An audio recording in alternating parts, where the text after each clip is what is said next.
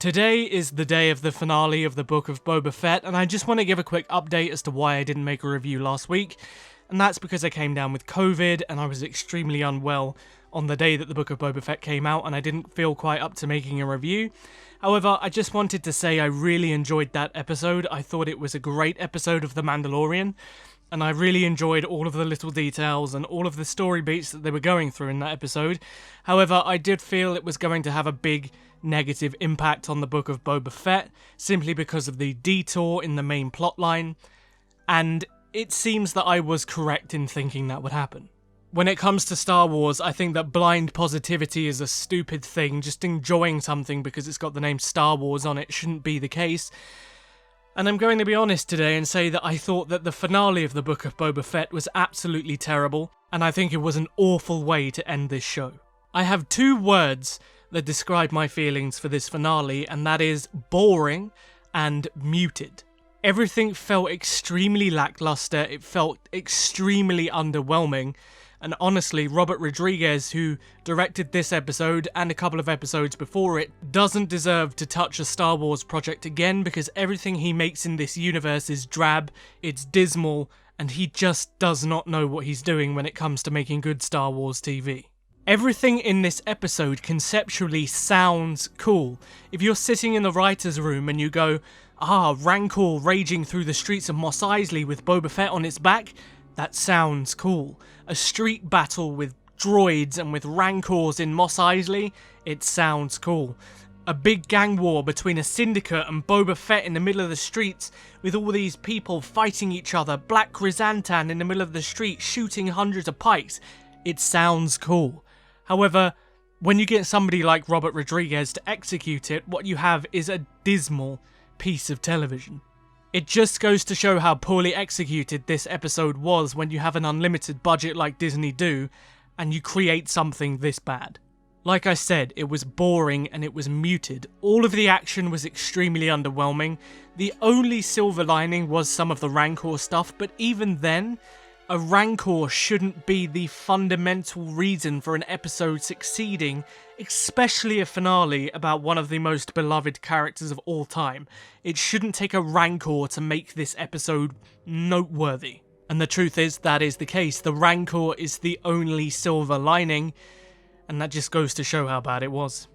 The show at this point has done absolutely nothing for me to care about any of these characters beside characters that already existed in Star Wars. And this big battle between the fates of the people of Tatooine and these side characters that it's tried to introduce, I don't care about them because I don't even know their names. And for me, that's when something has gone wrong in storytelling, when you don't even know a character's name. And most of these side characters, I literally couldn't tell you their names at all. Most of this episode saw our heroes hiding behind stuff, shooting at it for like 30 minutes while doing absolutely nothing, and that was literally the brunt of this episode. It was either hiding behind a tank or hiding behind a wall while they were just shooting at an indestructible droid with a shield. And when you have a character like Black Chrysanthemum and you literally make him the most pathetic character I have ever seen, how do you get that wrong?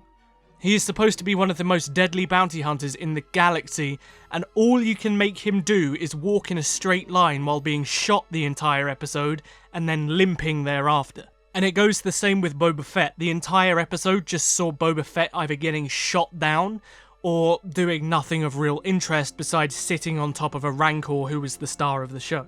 Even the Mandalorian for the whole episode was just being shot at and being pinned down and wasn't really able to do anything.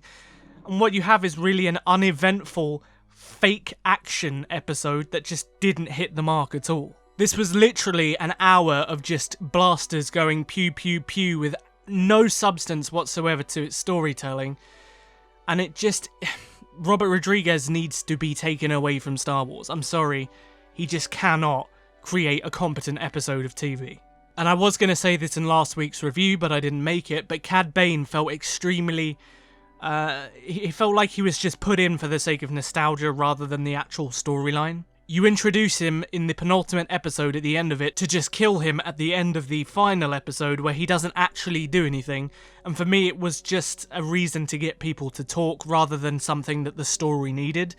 way too much of Boba Fett and Cad Bane relationship. It exists in a piece of media that is obscure, especially to general Star Wars fans, and so the big conclusion between the two of them had no real emotional payoff, and just killing Cad Bane like that felt like a waste of the character, where you could have made him central to the plot, rather than just for fans to go, "Oh my god, look, it's Cad Bane, this is amazing, best episode ever, blah blah blah, nostalgia."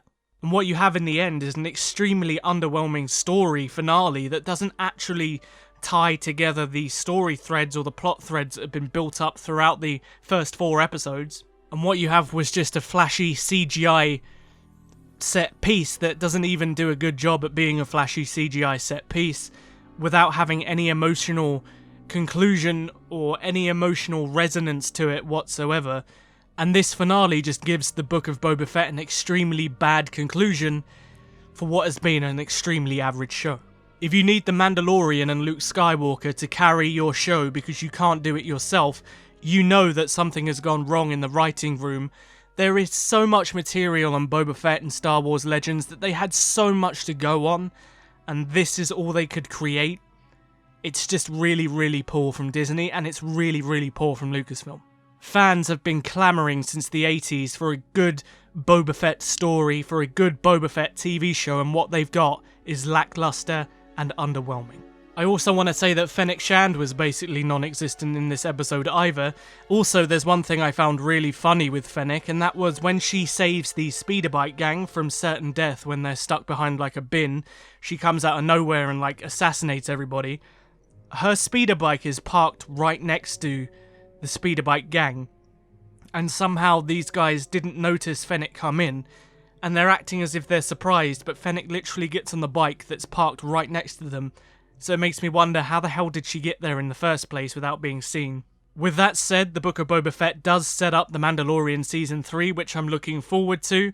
If anything, this was a better Mandalorian show than it was Boba Fett show, which is a huge shame. But yeah, I thought this show was extremely bang average, and this finale was absolutely diabolical in the grand scheme of things, and I think that Lucasfilm really needs to have a good long look at themselves, because this was just not good enough for both Boba Fett as a character, Tamora Morrison as an actor, and Star Wars in general. It's just not acceptable, and they need to do better in the Obi-Wan show. I'm sure a lot of you are going to dislike this review because it's not blind positivity, but I can't help it, I needed to tell the truth.